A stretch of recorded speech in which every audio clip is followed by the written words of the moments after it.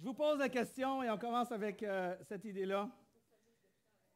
Je vous pose la question, à quand remonte la dernière fois que vous avez célébré quelque chose?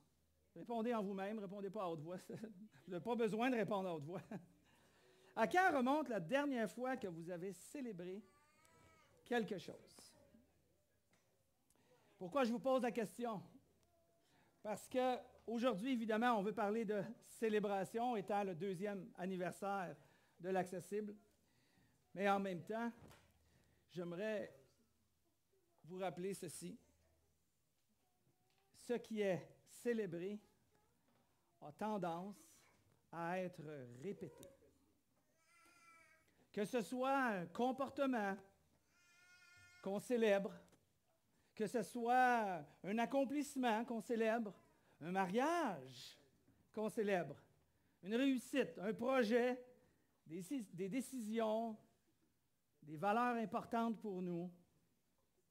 Quand on le célèbre, ça donne le goût de continuer. Donc, ça donne le goût de répéter.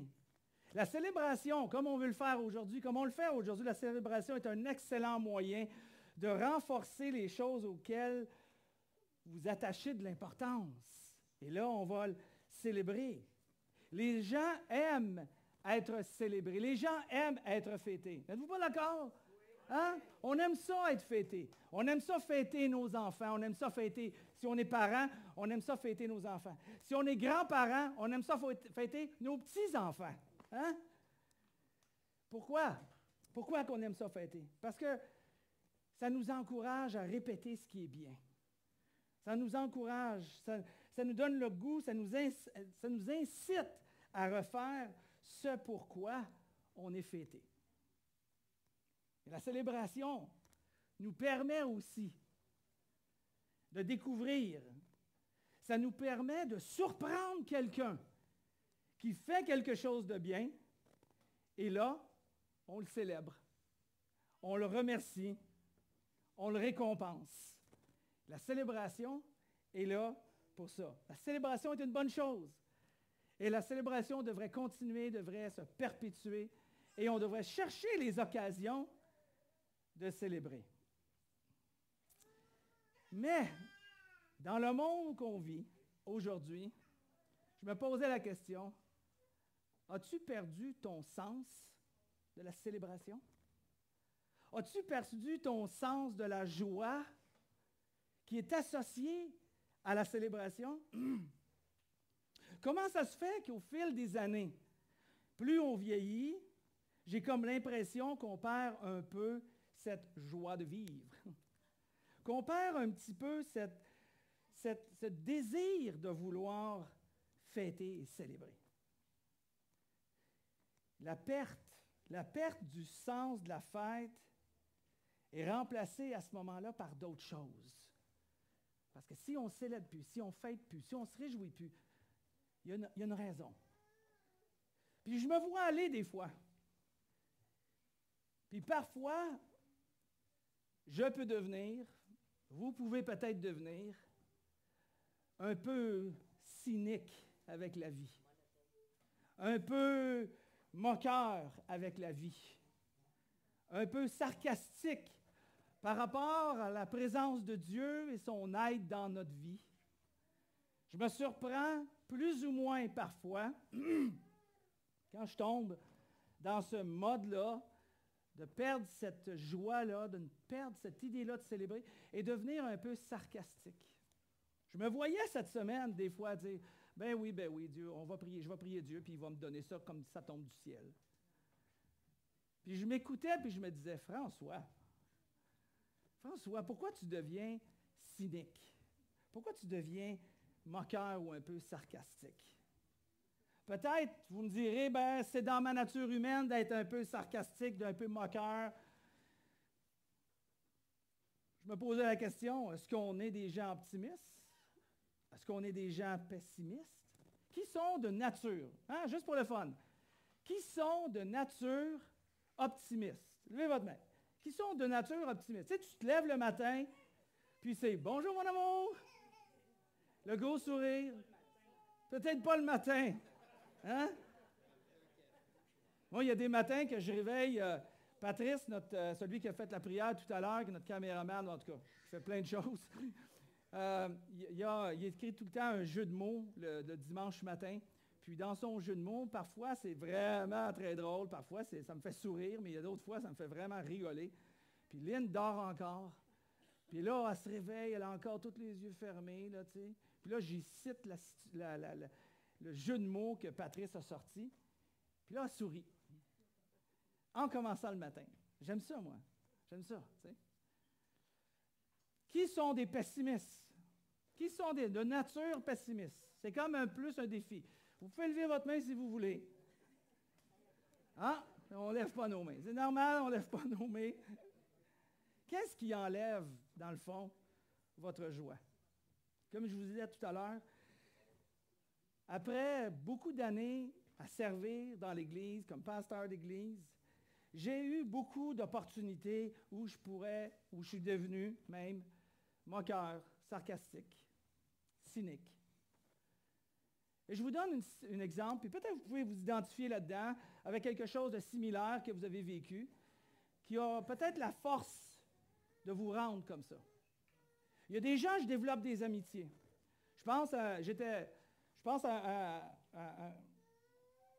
J'ai eu le privilège d'ouvrir 6 églises. Une de ces 6 églises-là, on va le dire comme ça, qui avait un homme que je me suis vraiment lié d'amitié avec. Je m'ouvrais à lui, je parlais avec lui, puis lui aussi. Puis à un moment donné, pour je ne sais quelle raison, il a arrêté de me parler. Puis même, il m'a ignoré. Puis à un moment donné, il m'a complètement évité. Je ne sais pas si ça vous est déjà arrivé avec certaines personnes, peut-être. Hein? Ça fait mal. Hein? Ça fait mal. Ça fait mal parce qu'on veut aimer, on veut partager, puis on veut continuer cette amitié-là. Mais il y a quelque chose qui s'est créé. Puis bien souvent, dans une relation comme ça, il se crée quelque chose parce qu'on ne voit pas ce qui se passe dans notre dos. Hein? Puis je ne parle pas de la personne qui est dans notre dos. Je parle de notre propre dos, nos propres erreurs, nos propres fautes, nos propres comportements, nos propres attitudes qui sont difficiles des fois à changer parce qu'on ne se voit pas. Puis c'est dur à changer. Mais je me souviens que... Puis c'est pas arrivé juste une fois, c'est arrivé bien des fois.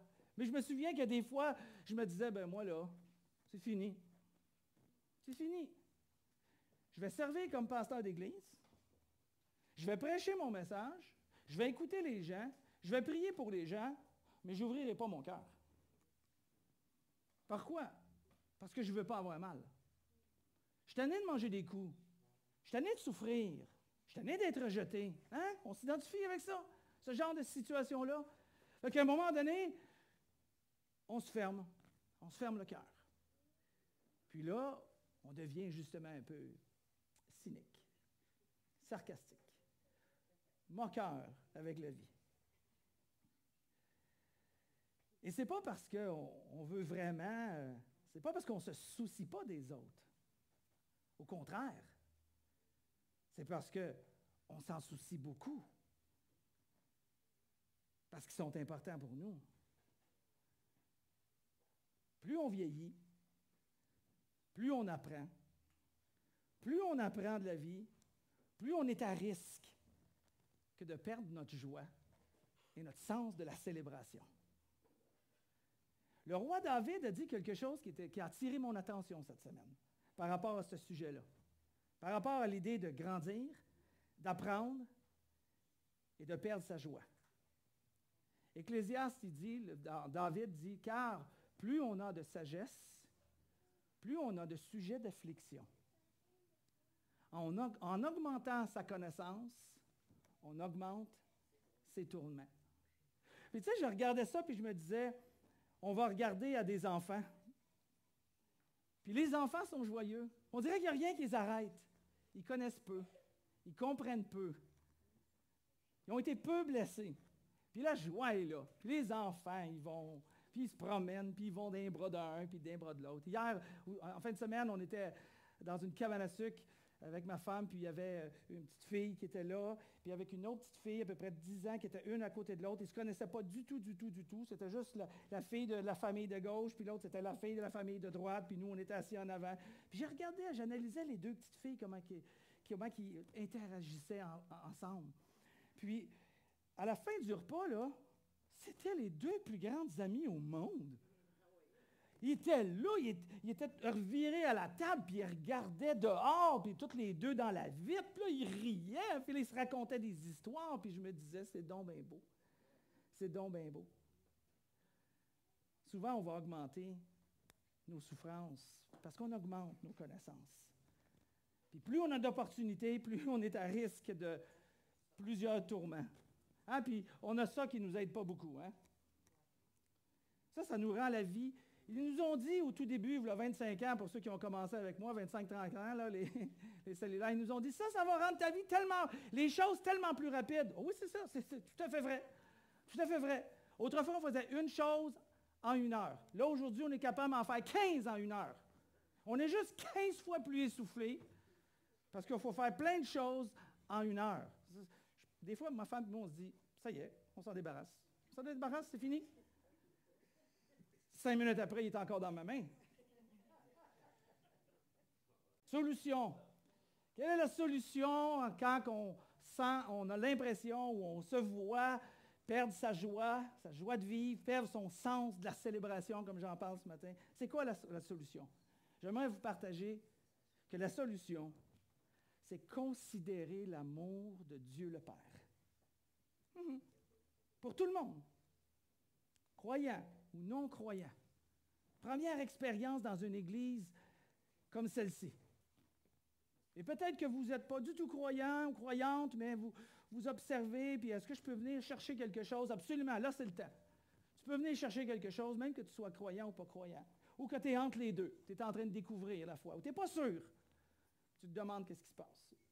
Considérer l'amour du Père, considérer son accueil, sa dépense et son invitation pour vous. Pour toi, pour toi, pour toi, pour moi. On a une excellente illustration d'une parabole qui nous explique et qui nous démontre cette considération-là. C'est une parabole qu'on a souvent entendue pour ceux qui suivent le Seigneur ou qui est la suite de Jésus depuis longtemps, je vous dirais. Pour ceux qui ont une passion de découvrir les textes bibliques, puis qui aiment aller dans les textes bibliques, puis de découvrir qu'est-ce que Dieu a dit. Vous avez sûrement entendu parler de ce qu'on appelle la parabole du Fils perdu. On nous dit aussi, pour ceux qui sont des vieux chrétiens, la parabole du Fils prodigue, qui veut dire celui qui gaspille. Luc a écrit un document. Il a écrit un passage, il a écrit une histoire que Jésus a racontée pour que nous, on puisse en profiter aujourd'hui puis tirer une leçon de ça. Alors, Jésus raconte l'histoire qu'on va couvrir, qu'on va regarder pour les prochaines minutes. Jésus raconte cette histoire-là pour expliquer les raisons pour lesquelles lui, il se fait ami avec ceux, particulièrement, qui ont perdu leur chemin, qui ont perdu leur joie, qui ont perdu le sens de la vie, qui ont perdu le sens de la célébration. Et là, Jésus raconte une histoire. Et Jésus dit, il y a 2 fils. Et ces 2 fils-là vivent avec leur père, puis il y en a un des 2, le plus jeune, qui demande à son père, « Je voudrais avoir l'héritage qui me revient. » Qui ne veut même pas attendre que son père meure pour avoir son héritage, mais il veut tout de suite. Fait que le père, finalement, lui donne l'héritage, la portion d'héritage qui lui revient.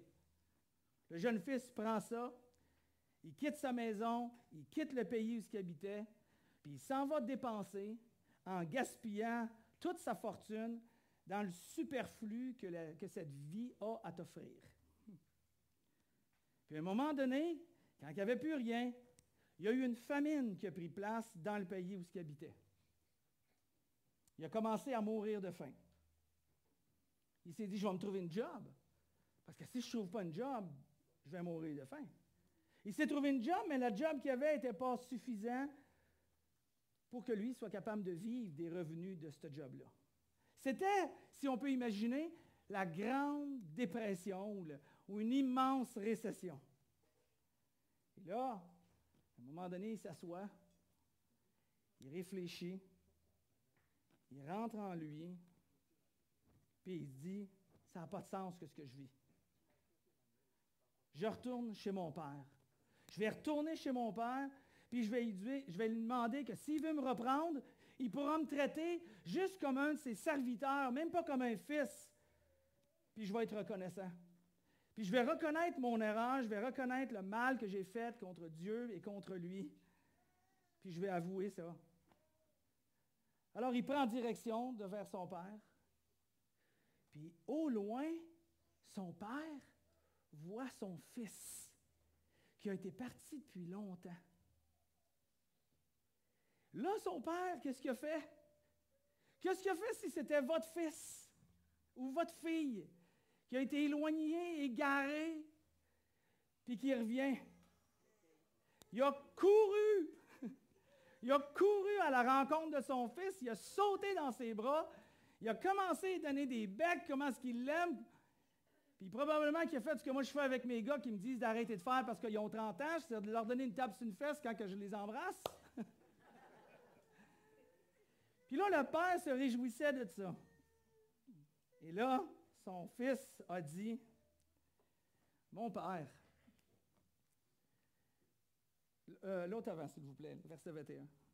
Est-ce qu'il manque un passage? Oui. Il manque un passage. Je vais vous le lire. Le fils lui dit, « Mon père, j'ai péché contre Dieu et contre toi, je ne mérite plus d'être considéré comme ton fils. » Vous savez, son jeune fils qui est là, qui est de retour, se voit indigne pour être considéré comme un fils. Son fils, il a perdu ce qu'on discute ce matin, il a perdu définitivement le sens de la célébration. À cause de quoi? À cause de ses erreurs du passé. Il préfère même projeter ses échecs du passé, ses conséquences du passé. Il est même prêt à se punir en disant, traite-moi comme un de tes serviteurs, même pas comme un fils. Et c'est ce qui vient, c'est ce qui se passe quand on perd le sens. Et là, le verset suivant. Mais le père dit à ses serviteurs, allez vite chercher un habit, le meilleur que vous trouverez, et mettez-le lui. Passez-lui une bague au doigt et chaussez-le de sandales. Amenez le veau que nous avons engraissé et tuons-le. Nous allons faire un grand festin et nous réjouir. Il a dit, on va célébrer le 2e anniversaire de l'Accessible. Bon, c'est pas tout à fait ce qui est écrit, mais c'est ça qu'il veut dire. On va party. On va avoir du fun. On va s'assurer de se donner une fondation pour le sens de la célébration parce que cette vie aujourd'hui ne nous épargnera pas. Alors, on va venir chercher des forces. On va venir chercher de l'énergie. On va venir chercher ce qui va nous aider à se reconcentrer à la bonne place. Parce que justement, il y a des combats, il y a des batailles, puis il y a des géants à l'extérieur de nos murs. Hein? Le Père l'a accueilli. Il lui a montré son accueil. Malgré ses erreurs du passé. Tantôt, je vous disais, regardez l'accueil du Père. L'accueil que Dieu a pour vous. Et il dit célébrer. Et le Père a regardé aussi dans le texte qu'on vient juste de lire, il a dit on va prendre un habit, on va prendre une bague, on va prendre le veau gras, on va faire un party. Le Père s'est dépensé pour le Fils. Il s'est dépensé pour ramener un esprit bien disposé. Hein? Mais c'est ça que Dieu fait avec nous. Dieu, c'est ce qu'il désire pour chacun d'entre vous. Il veut ramener cet esprit bien disposé. mais regardez à la dépense. Il y a eu une dépense extraordinaire pour laquelle on peut être ici aujourd'hui, à différents niveaux. Bien sûr, il y a la dépense de Jésus-Christ. La dépense de celui qui va tellement aimer, qui t'a tellement aimé, qui a donné sa vie pour toi. Qui n'a pas regardé aux fautes, aux erreurs, les péchés, peu importe comment tu appelles ça, comme étant une raison pour laquelle que tu ne peux pas avancer dans la vie et que tu n'as pas d'espoir dans la vie. Non, non, il a donné sa vie pour toi. C'en est une dépense extraordinaire qu'il a faite. Et après ça, il y a les croyants qui suivent Jésus, puis qui marchent dans les pas de Jésus, puis qui veulent faire la même chose, puis qui veulent se dépenser pour les autres. Il y a des gens ici, il y a beaucoup de gens qui se dépensent pour les autres. Il y a des gens qui se dépensent concrètement, financièrement, de façon qu'on soit capable de payer nos salaires, de payer nos loyers, de payer nos dépenses, de payer nos activités. Il y a des gens qui se dépensent, il y a des gens qui travaillent fort, puis ils travaillent plus fort pour être capables d'avoir un peu plus, pour être capables de donner à l'Église. Il y a des gens qui ont peu, puis qui donnent abondamment si tu compares au prorata de ce qu'ils gagnent versus ce qu'ils donnent. Pourquoi? Pour que vous et moi, on puisse avoir ce qu'on a aujourd'hui. Des gens qui se dépensent pour les autres. On revient à notre histoire. Pendant ce temps-là, après que le père a fait ça pour le fils aîné est arrivé. Je vous ai dit qu'il y avait 2 fils. Le fils le plus vieux est arrivé. Il était dans les champs, lui. Il était en train de travailler. Il a entendu de la musique. Il a dit, qu'est-ce que c'est ça? Un party? En plein après-midi? Mais voyons donc. Je n'ai pas été invité. Mais là, moi, je n'y vais plus à l'église. Et là, il s'est demandé ce qui se passe. Il s'est fait dire, quand il est arrivé à la maison, ton frère est de retour. Ton frère qui était parti, qui a pris l'héritage de ton père, il est revenu. Et ton père, tu le connais, tu sais comment ce qu'il est, tu sais ce qu'il fait. Il a fait un party. Rentre, puis viens célébrer avec nous autres.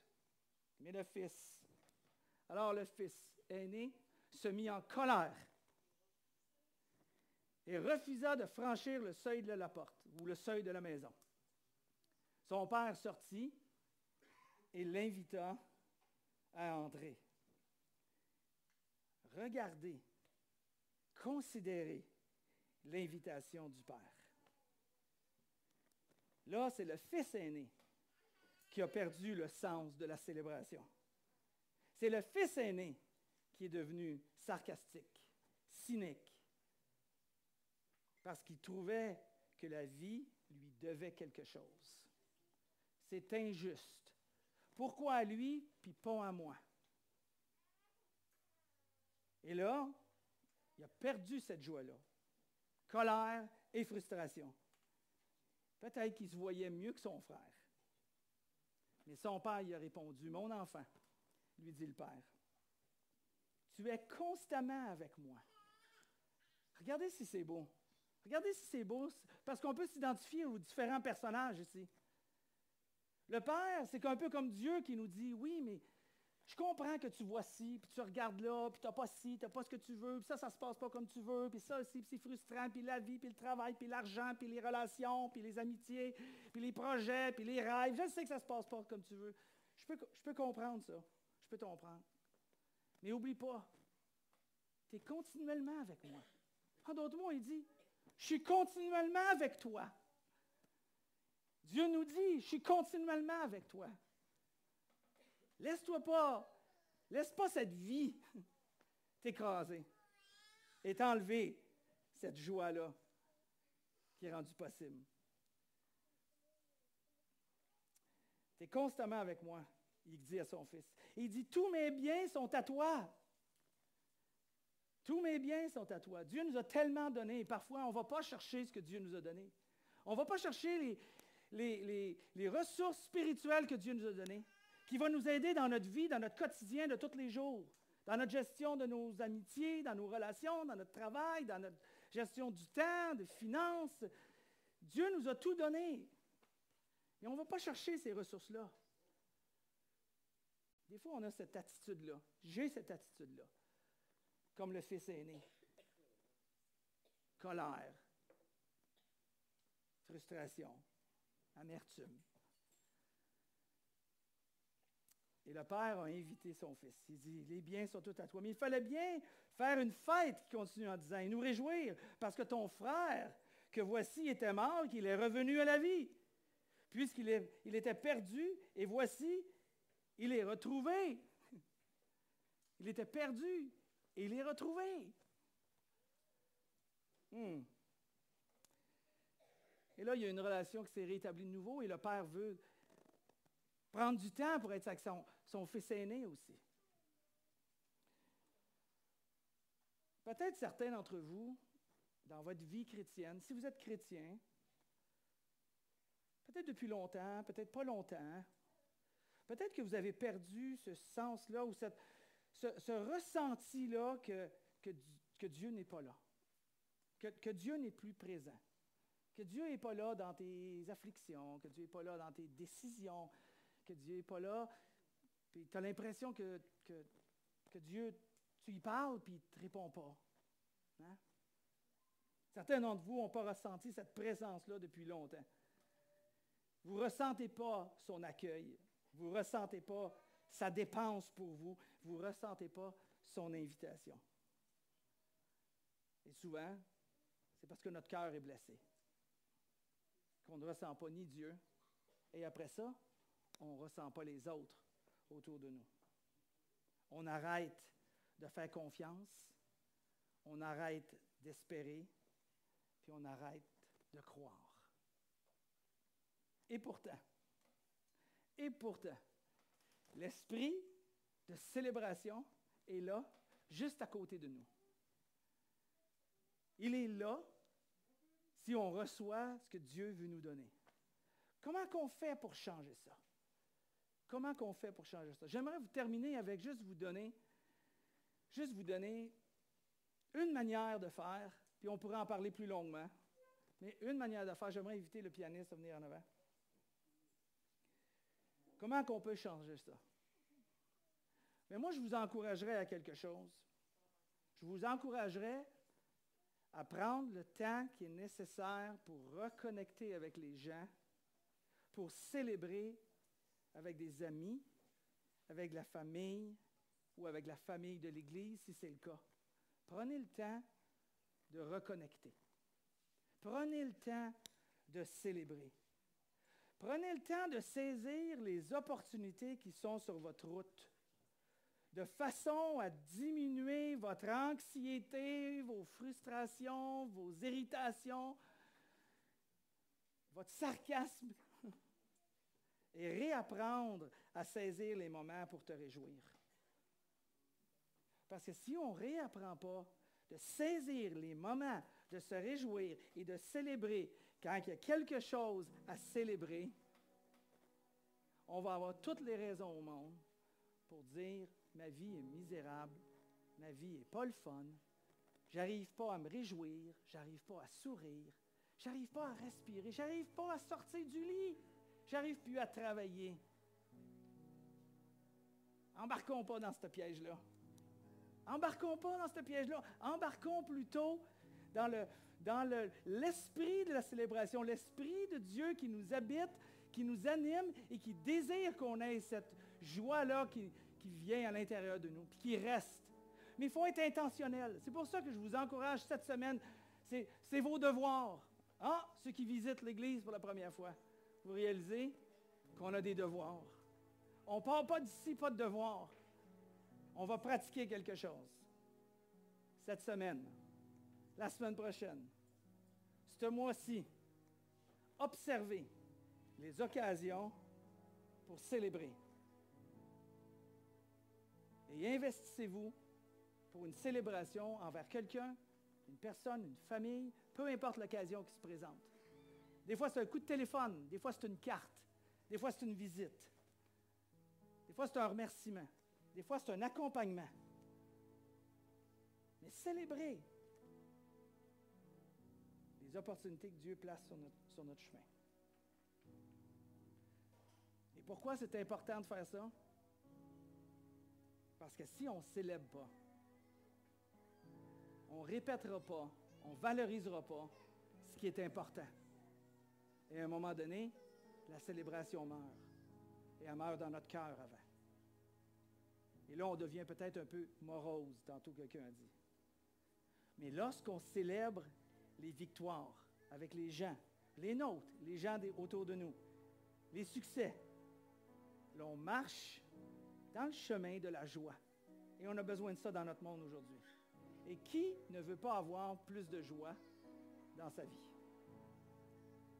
J'aimerais prier pour que Dieu nous donne des opportunités cette semaine. Et si vous vous posez la question si c'est Dieu qui intervient, je rajouterai d'abord, pour que des opportunités que peut-être vous pensez que ce sont des coïncidences puissent survenir dans votre vie et saisir le moment pour célébrer avec ces gens-là. Père éternel, on te remercie, Seigneur Dieu, pour l'histoire que tu nous racontes, pour cette illustration de toi étant le bon Père qui court auprès de ses enfants, qui invite ses enfants, qui les accueille, afin qu'il y ait ce temps de célébration qui soit dans leur cœur, de joie, de guérison, de réconciliation, de rapprochement. Aide-nous, Seigneur Dieu, à marcher dans les voies de Jésus qui nous enseigne ces vérités fondamentales, essentielles dans le cœur des êtres humains. On ne peut pas vivre sans de saines relations avec les uns envers les autres. Aide-nous, Seigneur Dieu, à le faire comme Jésus a donné sa vie pour que nous, on le fasse. Le prix qui a été payé pour qu'on soit capable d'être continuellement dans ta présence, puis avoir une raison pour laquelle qu'on peut se réjouir d'être avec toi. Tu nous enseignes, réjouissez-vous dans le Seigneur, réjouissez-vous dans le Seigneur. Tu nous as montré comment aujourd'hui. Aide-nous à le faire. Place tes opportunités sur notre chemin à lui ou à elle qui parle en ce moment, qui pense, qui réfléchit. Place des opportunités afin qu'on saisisse le moment. Puis qu'on soit des personnes nouvelles qui démontrent qu'il y a quelque chose en nous qui nous permet de sourire, même quand la vie peut être difficile. C'est en Jésus qu'on